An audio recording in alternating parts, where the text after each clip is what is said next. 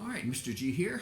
We're getting ready to start our first lesson, and we are going to be writing our very first melody in a minor mode. Now we're going to use the notes D, E, F, G, A, B flat, B natural, C natural, C sharp, and D. Basically the notes of a D minor scale, D harmonic minor scale. Those notes are D, E, F, G, A, B flat, C, sharp, and then D. Why are we adding the B and the C in? Well, in the beginning, there weren't keys. Today we have basically 12 keys we work out of. But in the beginning, there was just one collection of notes, and it was called the Dorian Mode. Nowadays, we have 12 Dorian modes. You know, C Dorian, D Dorian, E Dorian. But back then, it was just Dorian. And the notes were D, E, F, G, A, B flat, B natural, C sharp, and D. Now, the reason for the extra notes is quite simply this. In the beginning, there was no B flat. The Dorian was D, E, F, G, A, B, C, D. They added the B flat because the B natural, if it showed up in conjunction with an F natural anywhere in the song, either leaping from an F to a B, or maybe the B appeared in an upper voice and an F appeared in a lower voice, or vice versa, it formed an interval that was called Musica Diablos, the devil's interval. A diminished fifth, augmented fourth. It was too dissonant. So to avoid that, whenever there was an F around, they made sure a B flat instead of a B natural was used. And so it avoided that dissonance. Now, why the C sharp? Well, at the end of a phrase or at the end of a song, they wanted the listener's ear to be cued into the fact that we're at the end of the song. And so you hear this ba-dum. It's called a cadence. It lets your ear know we're at the end of the phrase. So just know that the notes we're going to begin to use are D, E, F, G, A, B flat, B natural, C, and C sharp, and D. We are going to be covering skipping and stepping. We are going to be covering approaching the tonic or the finalis, and how to approach the dominant, the cofinalis, in order to give our melody line that minor feel. So with no further ado, I'm going to dial up my muse score, and we're going to walk through writing our very first melody line. All right, Mr. G out. See you in a bit. Bye-bye. All right, Mr. G here. We are going to write our very first melody in a minor mode. I've got my opening screen and muse score here. When you click and open it up, you'll see this. Notice how files that you've been working on are over here. And then we're going to create a new score. And we're going to call this one lesson number 1, minor mode. Next, click next. We've got all these templates we can use. I'm going to pick a string quartet because it's just my preference. And no sharps or flats. Here's all our key signatures. 1, 2, 3, 4, 5, 6, 7, 8, 9, 10, 11, 12, 13, 14. And then you got 15. We're going to select no sharps, no flats. Next. 4 beats to the measure, 4/4 time frame. Time signature, excuse me. And then we're going to only do 9 measures. And then we hit finish. I like to expand the zoom to 200 beats, 200%. Makes it easier for old guys like me with eye problems to see the music. Now, rule number 1 in writing our melody. Back in the medieval Renaissance time frame, they started and stopped on the tonic. Now, the tonic was the first or last note of the note scale that we were using. Their first mode was the Dorian mode and went D, E, F, G, A, B, C, D, like what we talked about earlier. So we're going to select whole notes. I selected N, whole note. Now bring the whole note down here. And that. Now let me do something here real quick. I'm going to play pan. Went up the menu, went View, Play Panel, and you got your volume and your tempo here. I'm going to increase the volume a little bit, make it a little bit easier to hear, so you can hear this first note easier. Okay, so we're going to put the same note as the first measure and the last measure, D. Now we're going to start at the last note, this D, and we're going to work backwards. So we're going to start with the next to the last note. We call this the approach note. It's going to approach the final tonic. Now, you had one of two choices back then, and that's what we're going to stick with right now. We can approach it from a step above. It's a D, right? So we can approach it from an E, or we can approach it from a C sharp. I made it a C sharp by bringing the note down and then using my up arrow key to make it C sharp. Now, the reason they did this is because a C natural, listen how the ending sounds. If you do a C sharp, it sounds more final. Now, the other option again was from an E. I can come here. Either one is acceptable. I'm going to select this one, the C sharp. Now, how you approach this note, the next to the last note, was also important. Basically, you could approach this note from anywhere from a third above to a third below. If we did it from a third above, there'd be an E to a C sharp to a D. We could approach it from a D, which is actually not advisable because the tonic, the beginning and the end note, shouldn't occur anywhere else in the middle of the song, or in the middle of a phrase, if at all possible. So avoid it if you can, because it just makes it a little bit too boring. I could do from a C to a C sharp to a D. Okay, I guess. B to a C sharp to D. That's kind of cool. I could also do a B flat to a C sharp. But B flat to a C sharp is like an augmented second, and we wanted to ignore that. So we won't do a B flat here. We could go from an A to a C sharp to a D. So I'm going to select an E, which allows us to demonstrate the first instance of skipping and stepping. When constructing a melody, if you skip down to a note, you must step up away from that note. For instance, we went from an E, skip down to a C sharp, and then stepped up to the D. There are a few exceptions, but for the most part, we're going to ignore those unless we find ourselves in position to illustrate them. But right now, we skipped down, we stepped up. Now, we're into the laws of skipping and stepping. We're going to fill in the rest of the notes. And that is the rule that generally applies, skipping and stepping. Don't do two skips in a row. For right now, don't do two skips in a row. We just skipped from E to a C sharp, right?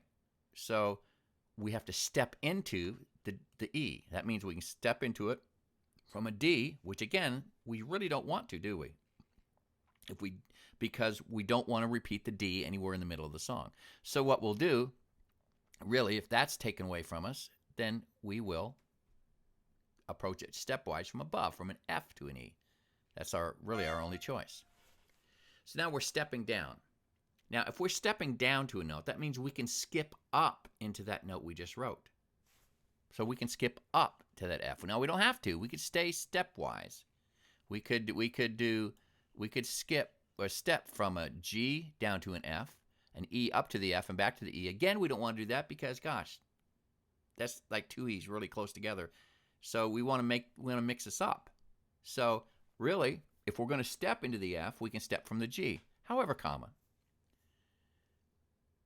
I want to give my line some contour. I want to take it down to the lower part of the staff. So what I'm going to do is I'm going to skip up into that F. Now, how can I skip? Well, again, D up to an F.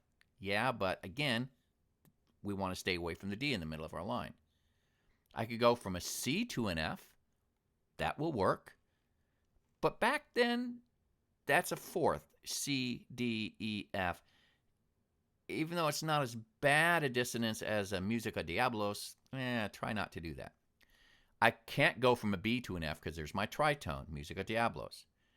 B flat to an F, yeah, but they reserve the B flat for a special instance, and I'll show you that here in a second. Let's go from an A to the F. Now let's listen to this.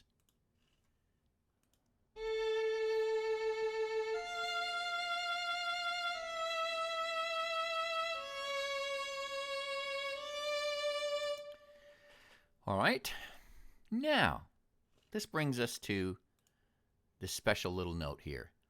This A is the dominant of D. In this mode, the dominant is the fifth note in the scale of D. D, E, F, G, A. Remember how I said we approach the tonic at the end by a half step below or a whole step above? It's just reverse that for the dominant in this mode. We can approach the dominant from a B flat, half step above, or from a G, a full step below.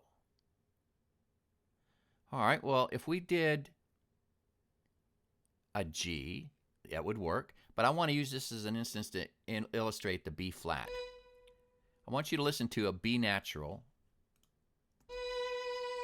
to an A, F. That sounds okay, but listen what happens when we make this a B flat, because we can approach this A, the dominant, from a half step above. Now listen.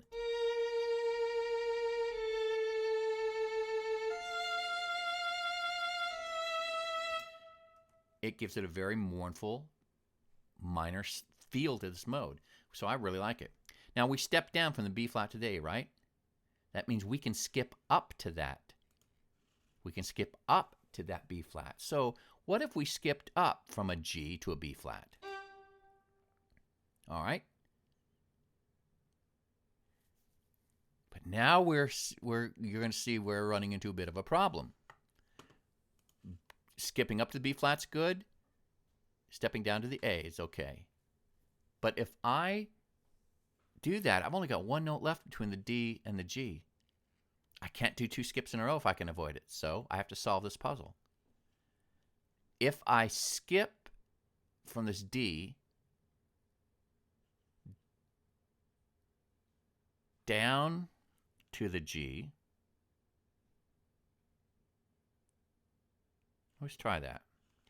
Let's see if I skip from the D down to a G. What if I skip from the D, down to the G, and then I take this G here, and what do I do here? D to G. I have to step. I skip down. I have to step up. I have to go to an A, which is kind of awkward because we really don't want to repeat the dominant either. So maybe there's another solution. What if I stepped up to the E, skipped down to the A? Nope. What if I D down to an F? D, skip down, step up. Then I skip up from the G to B flat, step down to the A, skipped up to the F, skip down to the E, skip down to the C sharp, and back to the D. So now all our rules are met. Let's hear what it sounds like.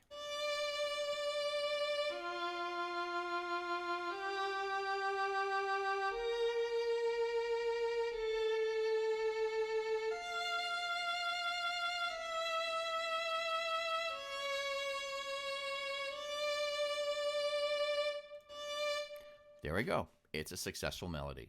So now, let's take a look at this. Just review what we covered. We started on a D, ended on the D, called the tonic or the finalis. We decided to approach the final tonic from a half step below, C sharp to the D. We approached that C sharp. We can approach that C sharp anywhere from a third above it, which is an E, to a third below that A, C sharp, which would be an A. We chose to approach it from an E.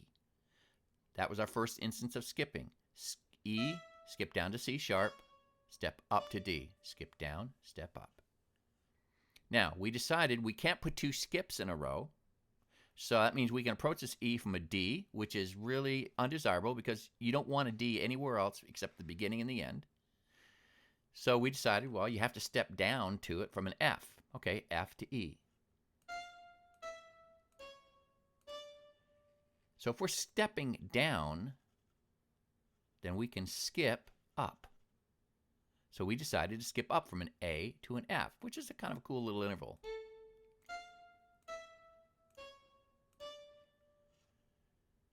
This set up, this A being our dominant, this set up an opportunity for us to utilize to talk about how to approach the dominant. And we approach the dominant exactly opposite of how we approach the tonic. We approach the tonic from a half step below or a full step above. We decided then that we wanted to approach the dominant from a half step above, B flat to A. And there's an opportunity for us to use that B flat. All right, now we've stepped down from B to A, right? B flat to A. That means we can skip up to it. All right, G, skip up to B flat, down to A, B flat. Okay. Now we skipped up, right? We can't do two skips in a row. That means we have to approach it from either this G from an F or an A.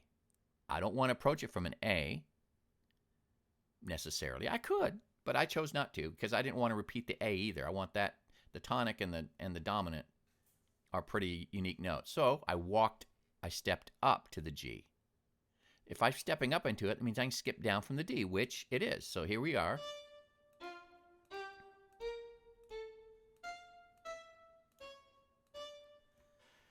And this meets the criteria for our very first melody.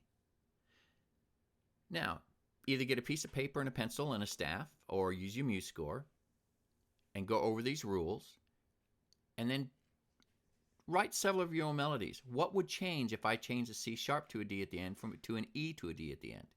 See what you come up with. I'll write another melody here using other choices to show you again how it would sound if we went at it from a different angle. But this ought to get you started. Mr. G out. Bye-bye.